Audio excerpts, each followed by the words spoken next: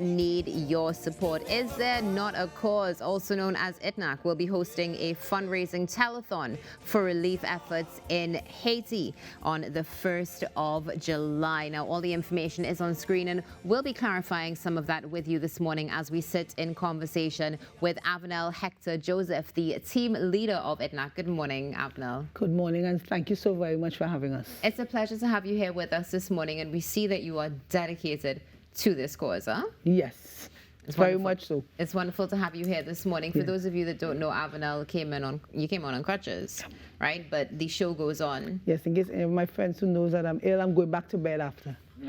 Yeah, very important. I'm sure right now your phone is going off. What are you doing outside? Yes, because I want the strict doctor's orders, but you got to do what you got to do. You have to do what you have to do. Agreed. So tell us a little bit about ITNAC, Avenel. Okay, so today I'm in two hats, okay? Well, most people would know ITNAC is another cause because we've only recently launched the other initiative, which is a collaborative project across the region. But ITNAC, the acronym for Is There Not a Cause? It's a relief and a development agency, and we were birthed in 2002, which makes us 21 years this year. And as far as I know, we are one of the largest, if not local agencies. In fact, like we're not a branch of anything, like the Red Cross is a branch of an international agency, but we were like birthed right here in Trinidad and Tobago. So we are indigenous to the region and indigenous to Trinidad and Tobago, and we take that very seriously. And so we do relief. There's floods, there's a disaster. So we've been on the ground this weekend alone. We did 100 hampers. 2 persons in South Trinidad, that would be Penal and Woodland, and other relief supplies, development. We've got a school for the migrant children. We have something called Portals Opening Destiny, where we empower our at-risk young men and disadvantaged women just with their micro-enterprise projects that hopefully will one day blossom to give them a sense of independence. We do transitional housing. Someone's house is burnt, floods, a lot of people have been evicted. We have 3 such properties, and we are at present building a safe house.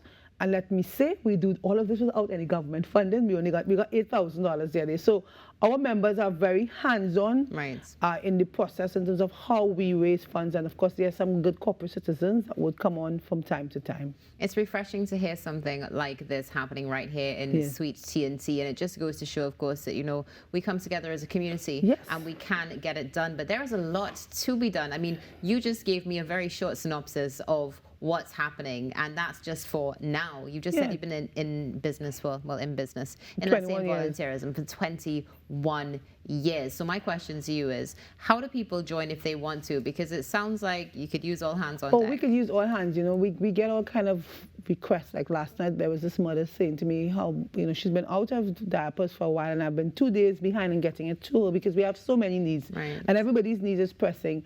And she said to me, you know, she has no water to wash. She has no diapers, so she has to use the child's vest and different things to pad up on, you know, and then she just has to throw it away because she has no water to wash it. And I'm thinking poverty is a hell of a thing, you know. And you know, things that we say that are cute, like Haiti, I'm sorry. People don't just need us to say that they're sorry. They need us to come alongside them, and that's why we need the people factor. Persons who are skilled as counselors, builders, cooks, because we do a lot of cook meals. We have a mobile kitchen.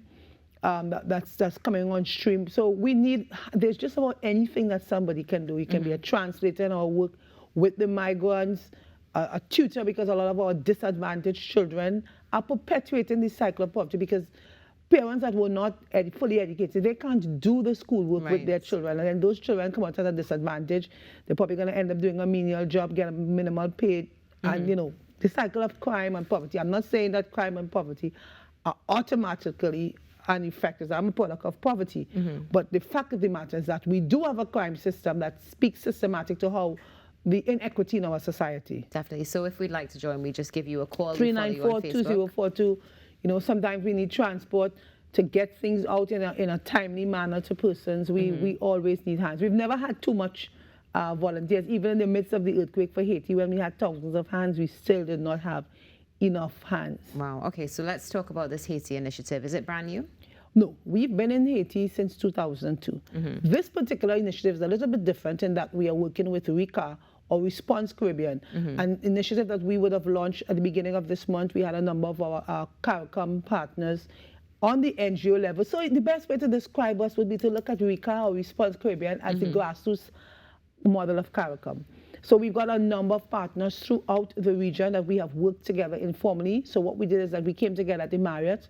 Minister Cook was one of our featured speakers, and we began to look at what are some of the things that are facing challenges within the region. You know, as Caribbean people on the grassroots, we seem to have a better understanding sometimes of the politicians as to what things. So we said, listen, this is what is happening. So for example, just as we launched on the 1st and 2nd of June, a couple of days after that earthquake hit Haiti, many people don't know that because there's a lot of news that you are competing with on the international stage, and sometimes things get lost. Like, who cares about Haiti? We've been hearing about them all the time, them again. But we want to be the voice for those things. There's something that happened in St. Lucia recently. A lot of, does anybody know? Does anybody care? Is anybody going to respond? That's a big concern. Did you see recently with that? They said, I think it's estimated, is it either 75 or 95% of the banana and plantain crops have been lost? Yep, it's just flat out. Most of it cannot be salvaged because it wasn't that harvested time. If a vegetable is not, there's nothing you can do with it. And so we need to look at how we can give some kind of support to the farmers. What are they going to do? Are they going to feed their families in the interim, those who have children? So when the disaster of the hurricane, the floods and the earthquake hit Haiti, because of what is going on in the geopolitical space right now and their internal crisis, international agencies backed off. Right. They have already received advice from their U.S. travel people not to go in. So we could have sat back as Caribbean people and say, well, if the biggies can't go in, what you want us to do? But that's not what we want to do. That's why Response Caribbean, which is an entity with Response Trinidad, Response Haiti, different entities, Bahamas, which has a huge Haitian population. We got together and we found a way to get into Haiti, not on the large scale that we would normally go with plane full of people, truckloads, but more sort of quiet. And we got somebody who's Haitian to mobilize some people within the communities, and then we got this stuff to the people so we could bring some measure of relief. Of course, not in any event like what is really needed, but we started the process, and this is why we are having the telethon, because we want to go in next month again with some more supplies. So tell us a little bit about this telethon. When is it taking place? It's taking place this Saturday. It's going to be on our Facebook page, ITNAC, ITNAC, and also the Response Caribbean page. That's pretty new. And it's going to start from 6:30 p.m. and we can 6 p.m. I got that wrong. 6 p.m.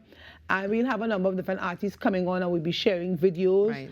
We're looking to do a link up as well with the Haitian community in Bahamas to bring some of their compa, which is the music of Haiti. It's really cool.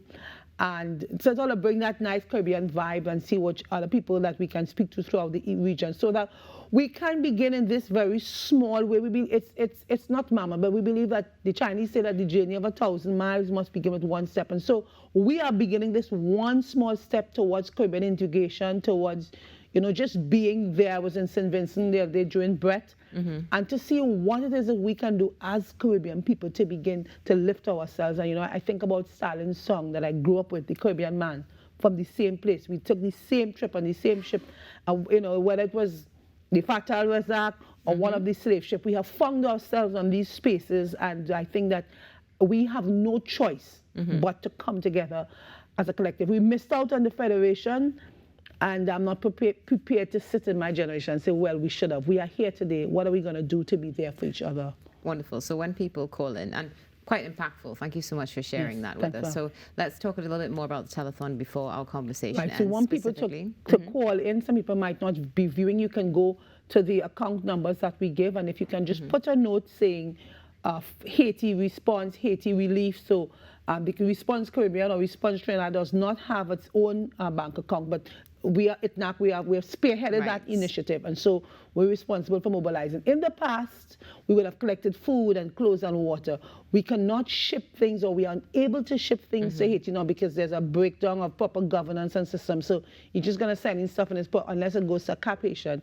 It's just going to be sitting on a port. There's no systems of government. Understood. So that is why we are using finances. Some of it will be bought in the DR, some of it will be sourced in country and cap Haitian side, and then we will have little taps, what they call the trucks in Haiti. They will take it to the smaller village in a less obvious way to attract attention, to be hijacked, robbed, kidnapped, and that kind of thing. It's fantastic that the thought has gone into that in particular, because of course, as we know in Haiti, there's definitely some conflict brewing. Very complex, chaos, ongoing, anarchy, whatever. It's very, very sad. And the poor, of course, are the ones that are suffering. So that's why we're hosting this telethon this Saturday evening on Facebook. And maybe one day we'll be able to come on TTT and have a very grand telethon. We look forward to that day to also bring awareness. Calling it into existence. Oh, I always ask. You never know. You never know. Avenel, thank you so much for being here with us this morning on the Now Morning Show. It's been a pleasure. And looking forward to seeing this cause continue and see the effect it's going to have on us as a Caribbean community, which is so important. Yes, and we've been at TTT, as I said, since 2002, and we continue with schools and all the other development projects there. Wonderful. Avenel, thank you so much for being with us this morning on the Now Morning Show. Viewers, you would have seen, of course, the bank account numbers on your screen. Make sure that you are part of the telethon happening on Saturday, the 1st of July. And make sure that you stay tuned, because coming up, it's time for birthdays. This is Now Morning Show. We'll be back in a few moments. On the same ship, so we must push one common intention. It's for a better life in the region, for we women and we children. That must be the ambition of the Caribbean man, the Caribbean man, the Caribbean man.